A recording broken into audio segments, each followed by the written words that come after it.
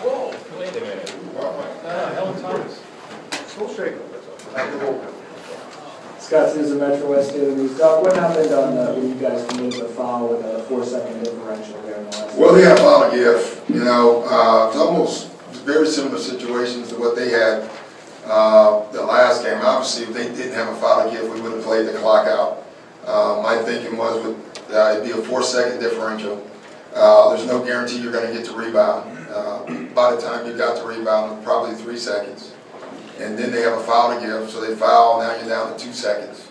That's a tough way to score. So, you know, I was hoping we could foul. I wanted to foul 2 seconds earlier than that, but, no, we didn't.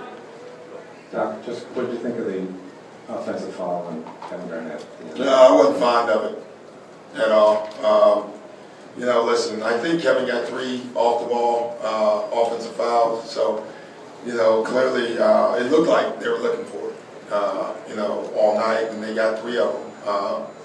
You know, listen, if you're going to tell me that Kevin was the only one moving in picks tonight, then I'll live with that. But he clearly was not the only one. But he was the one that got the calls tonight. So, you know, listen, we put ourselves in that position. At the end of the day, I say it all the time, you put yourself in a position to let someone else do something, then you can lose games, and that's what happened. Can you talk about Rondo being foul too? Was that what you wanted at that stage? When? That one the first one, the last 2 minutes. When they had, I think it was 20 seconds, they had 28 seconds when they got possession.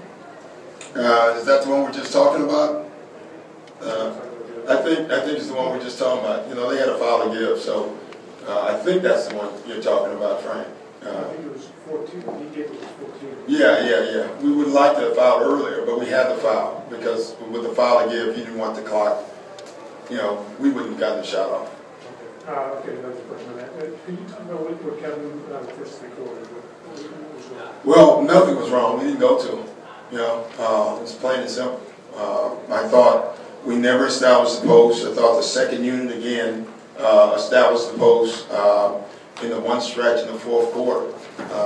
I really thought we started out the first 4 minutes of the game moving the ball, playing the right way. And then I thought, honestly, we chased shots as a group. We don't do it often, it happens, but I thought we are a great ball movement team and next pass team, and tonight we were not. I thought everybody was trying to beat their defense instead of the way we played the other night, just making a simple play in front of you. If they trap you, pass it. I thought tonight when they trapped us, we tried to reject it and go the other way. We tried to force shots. I wasn't real happy or proud of the way we played offensively. It was not very good. Brendan Jackson, CelticsHub.com. With 3 seconds left when Ray hit that 3, did you think your team was prepared to foul? Or do you think they had given up? No, they'd probably given up, but I don't think that's a big deal, to be honest. 3 seconds left with no timeouts. You know, it was a Hail Mary basically by Ray, and he made it. So I hope you're not going to make that an issue tonight. There's other issues we can make. Trouble Comcast Sports. Doc, as you know, they're always X-Factor type guys in the playoff series. Lavoy Allen for them, just talk about what he was able to do tonight. Well, he played great. He had they made 2 shots that were unbelievable. Allen makes the bank shot, you know, with the .9. That was a long .9, I must say. And then Evan Turner made a miraculous shot. But again, you know, when you put guys in position to make plays like that, you know, you can lose games. And we lost games. We lost the game. You think about their, you know, I think they had a 3 with 1 second left. Williams, I think, made it. Evan Turner makes that shot. Allen makes that shot. But, you know, the way I always look at it, we put ourselves in that position. And when you do that, if you win the game, you know, great, you won the game. If you lose the game, you deserve to lose the game too, because you put yourself in that position. Coach, Jared Weiss, CLNS you scored 32 points on 65% shooting in the 4th quarter. Do you take away any positives from being able to turn it on at the end? You mean us? Yeah. Yeah, but I don't fact that we took, to me, almost 3 quarters to play the right way offensively. So, listen, we knew the blueprint before the game. It took us 3 quarters to get into it. And, I always say that's on me somehow to figure that out with our guys. This is like the 3rd game in a row where you could have lost, could have gone either way. You escaped game 6 at Vandy, you escaped game 1 here, you didn't tonight. Is there something going on in terms of just playoff basketball, or is there something deeper? Well, Peter, I don't think we have a big margin of error. We knew that coming into this whole playoff run with the bodies we have. We got guys going in and out of games. Paul clearly is not 100%. We're not going to run away from anybody. I would like to. We've done it once, I think, so far. Tonight, I thought we had a chance to. I really did. I thought if we had played right, we had a chance to do that, and we just didn't. Doc, Bob Ford, Philadelphia Inquirer. When you're playing against a young team that hasn't really been to this level before, and been in these kind of games and this kind of pressure before, when they're able to pull one out, I mean, is that going to lift their confidence level, and have you missed a chance to step on them a little bit? Well, it should. But you know what, Bob? I think we lifted their confidence last game. I really do. I mean, we played a home game in game 1 where we stole the game.